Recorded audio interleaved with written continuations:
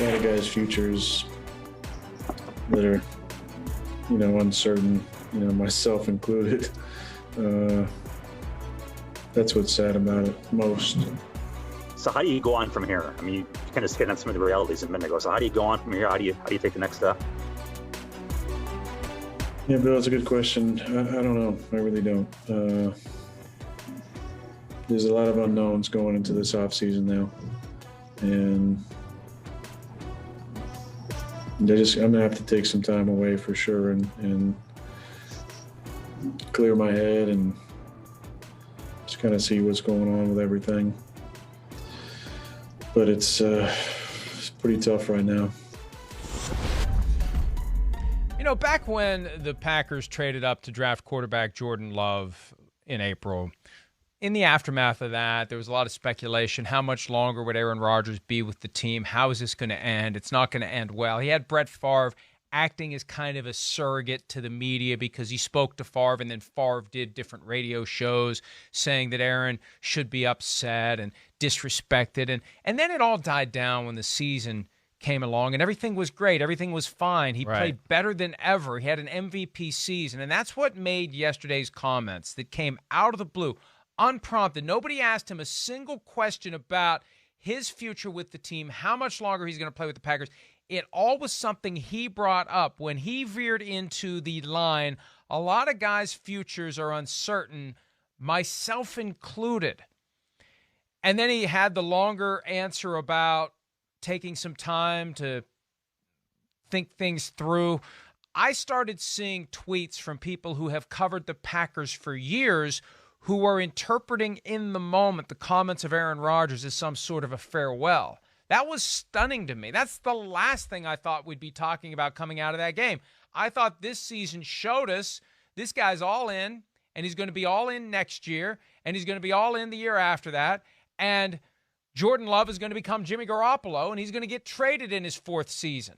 And this is just the thing that kickstarts the second act of Aaron Rodgers, just like Jimmy G kickstarted the second act of Tom Brady. That's what made yesterday's comments so stunning to me, because they came so far at a left field. They cut against everything that we had believed as the season unfolded. And now here we are back where we were in April. How much longer is he going to play for the Packers? Yeah, well, I mean, everything you said is right there. I mean, yeah, he's all in, MVP, all that. This is the problem, though. Here's the problem. You just said it perfectly, Mike. You're right. He's all in, MVP year. But you know what? The team's not all in on him. They're not. I don't even know what to say. They're not. I mean, how long are you going to abuse the guy and just ask him to carry the team? I mean, there we are. It's Championship Sunday. Oh, the quarterback with the least amount of weapons is ding, ding, ding, Aaron Rodgers once again in Championship Sunday. All the other quarterbacks got top-tier weapons everywhere. Aaron Rodgers has got Davante Adams. Yes. Who's good? Really good. There's no doubt. He ain't Tyreek Hill. Top 10. He Top ain't Tyreek Hill. I ain't Mike Evans. I don't think he's on their level of those guys. But either way, that's where he's got to feel. And how can he not feel devastated? Yeah, he's devastated. Yes, he's got to watch the guy that always goes to the Super Bowl go to the Super Bowl. And he got to watch him play in a game where he went, man, he didn't even play good, and he's going to win. I played really good. I threw a strike, and it was pass interference, and it got intercepted, and that was the only mistake I made all game long. And we had a drop touchdown by Davante Adams and all those. He's got to be as devastated as an athlete as you can ever be around right now. He has to be.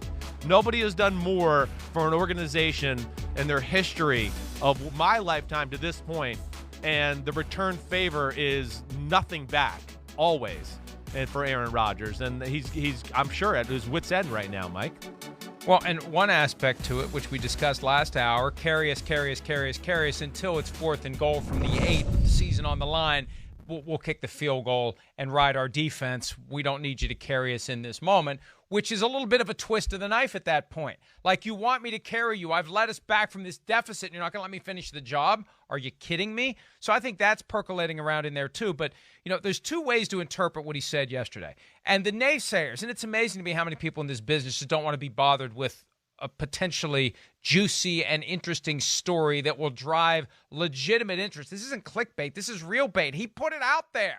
He put it out there for all of us to notice. So either he gave into the emotion of the moment and had no forethought whatsoever to what he said, or, and I'm going to go with the or because he's a smart guy. He knew there was a chance they were going to lose. He knew there was no guarantee that that was a victory. He knew he was going to be meeting with the media.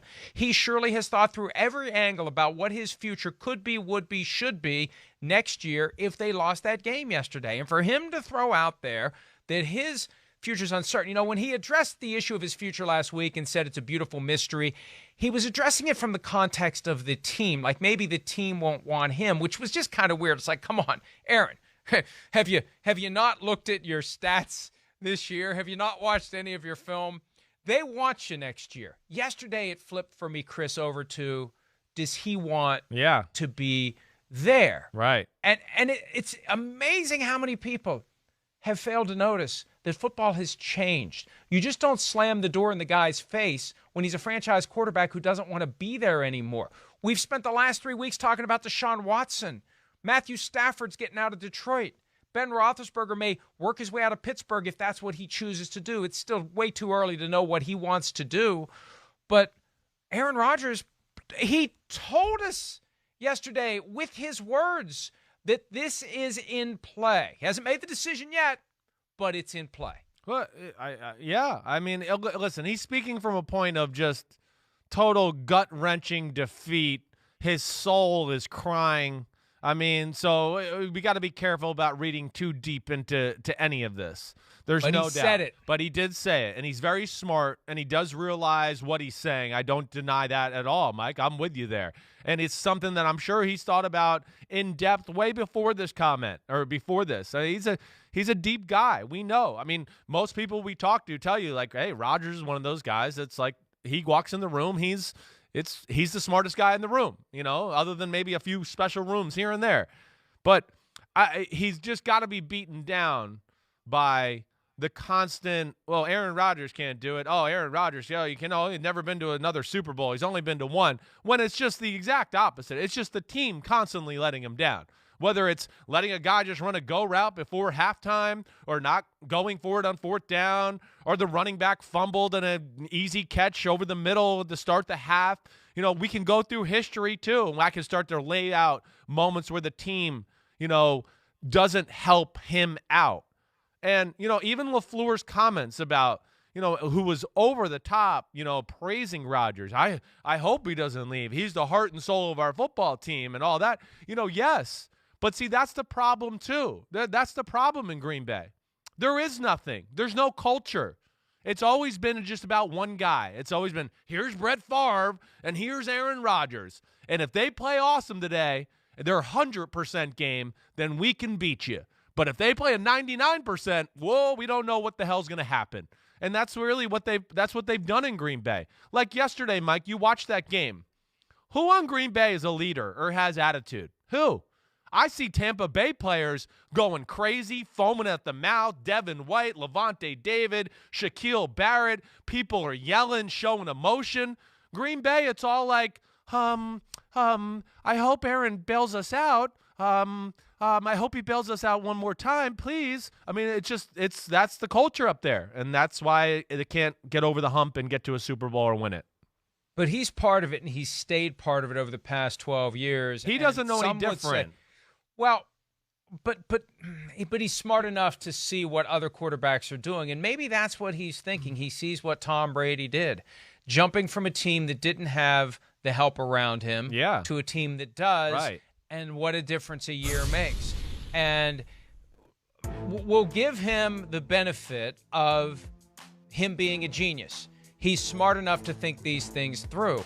And look, one of the reasons that I respect him so much, and I've said this before, I think he and I have a lot more in common than we do not in common. And that may be one of the reasons why we butt heads. But, you know, I can't fault him for reacting the way he did, feeling the way he felt when they have a first-round pick in a receiver-rich draft.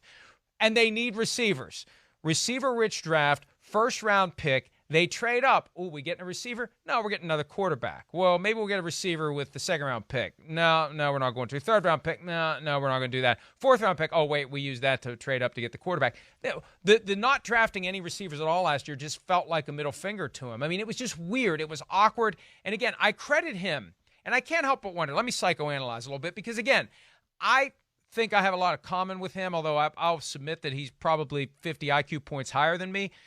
I can understand what he was thinking going into the season. Yeah. Right. Nothing is going to be gained from being pissy all the time, sorry, London, having an attitude, being mad, acting out. He made a deal with himself, I believe, to be the consummate teammate, the consummate soldier. He's going to do everything that's asked of him. He's going all in, and he's getting through this season. And then after the season, he's going to take a step back and ask himself, is this where I want to be? What have they done to make me think I want to be here? Right. They are grooming my replacement. Am I going to walk before they run me out of here? And remember, he was there to see what they did to Brett Favre. And make no mistake about it, they went to Brett Favre in February 2008 and said, we need to know right now what you're going to do next season. We need to know right now, tell us right now. Because they knew the answer would be, well, if I have to tell you right now, I'm retired. And then they slammed the door. They barricaded it with furniture. They draft 7 quarterbacks, not 7, but 2 on top of Aaron Rodgers. And then they just hoped Brett Favre wouldn't show up again. And then it was awkward and it was ugly and it was a bad divorce. And he saw all that in an early stage of his career. He saw how it can fall apart. And I think he's decided, I'm not going to sit back and let it happen. Yeah, to I me. would bet. I'm going to take the initiative here. And I think yesterday's comments may have been the first step down that path. I agree with that, Mike. I do. You know, one, he's seen Brady, he's seen Peyton Manning do it, right? Both guys left, went to better teams, had better supporting casts, and, you know, did some special things in their career in their second spots. I mean, Brady's is not over yet. This was only year 1 in the new team. So I'm sure he looks at that, and that's going to give any quarterback, like in these situations, confidence going forward. There's no doubt about that. And then, you know, yeah, listen, we know, okay, Aaron Rodgers, the starting quarterback this year for the Green Bay Packers. But I think what he's trying to say, too, is like, listen, they did draft a quarterback. I mean, we're coming down to things are the uncertain time. It's one of these next year or two, and they're going to have to start thinking about something. So, yeah, it is uncertain because at the very most, it's 2 years from now. All right, so Rodgers, and a year in advance, is going to start thinking, like you said, maybe I should control how this goes a little bit, and maybe I need to get out a year early or just see where it goes, or either way. I don't expect that to happen, but I expect him to take a little time, take a deep breath. And, you know, you said it, Mike. I mean, it's disrespectful that they didn't get any. I know they're in the NFC Championship game. Anybody who will tell you there's a big difference between getting to the NFC Championship game and being a Super Bowl winner. There's a huge difference in your football team in that aspect. You've heard that a million times from coaches, all that. They did nothing to help this team out this year. Nothing really. Okay, yeah, A.J. Dillon had 3 carries yesterday. That was the contribution from last year's draft in that game. Thank you.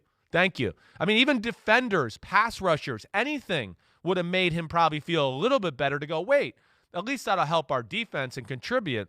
But instead, it's the second year in a row we leave an NFC Championship game where they were bullied, out-physicaled, and, you know, it's just too much relying on one guy to win football games, and that's just not going to get it done in the ultimate team sport.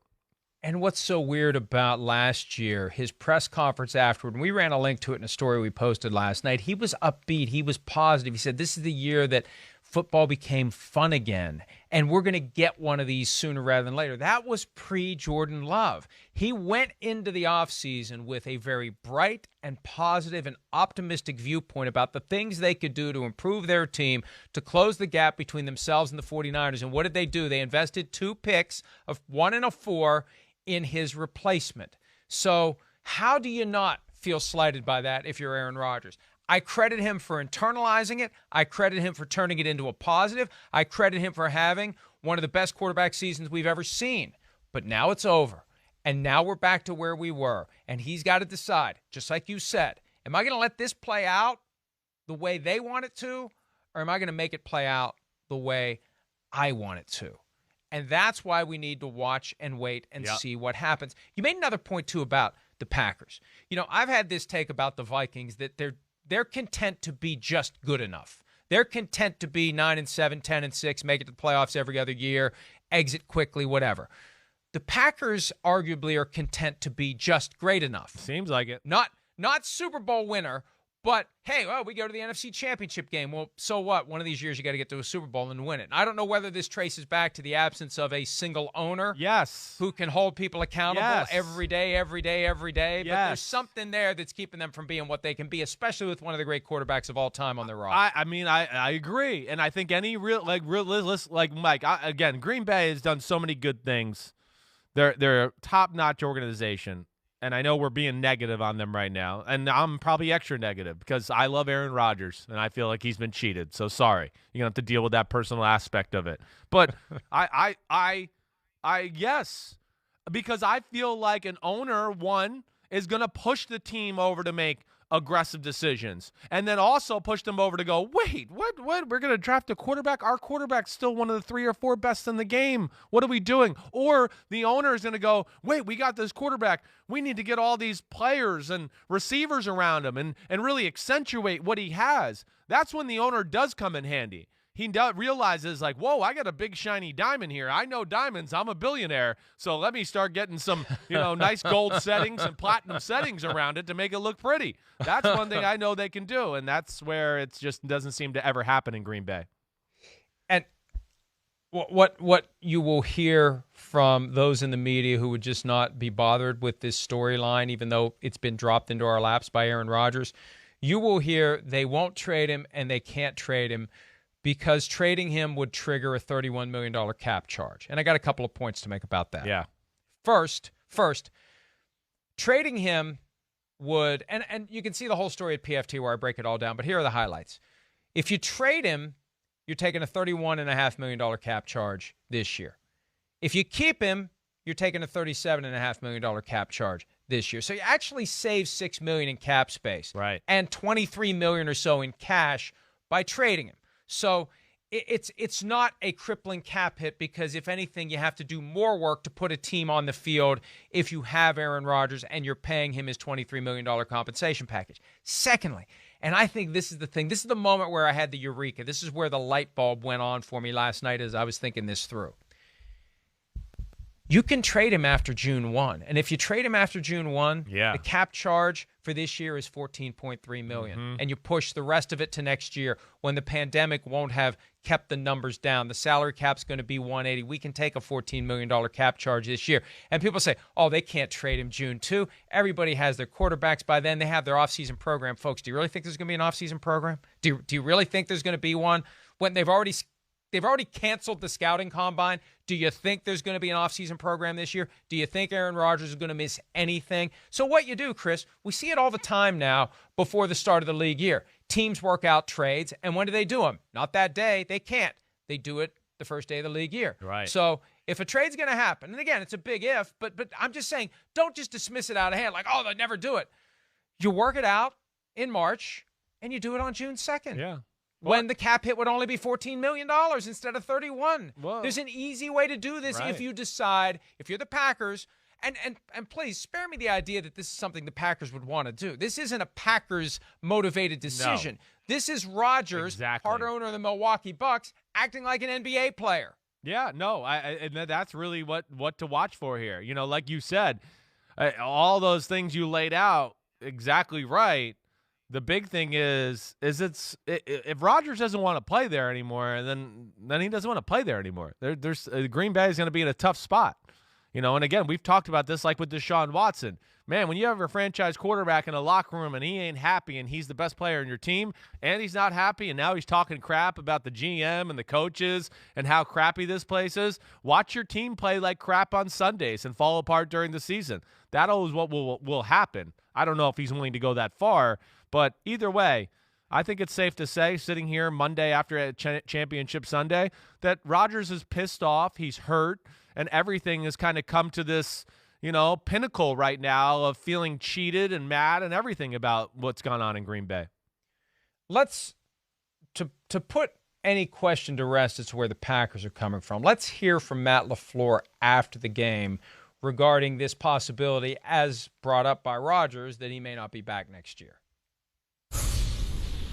I sure as hell hope so. I mean, guy's the MVP of this league. He is the heart and soul of our football team. So, hell yeah, he better be back here.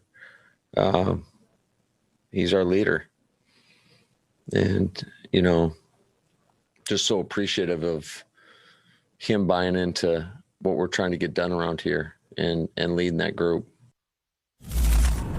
Yeah, I mean, they want him back without question. They want to be able to decide when to move on from him. That's the key. Right. They want to continue to hold all the cards. They don't want him grabbing the cards out of their hands and saying, we're going to do it my way. It's that simple. And you know what? Here's another thing to not rule out, Chris. Yeah. I know it may sound a little goofy, but that's okay. It's never stopped me in the past. He's going to be a guest host on Jeopardy. And the full list of guest hosts is out.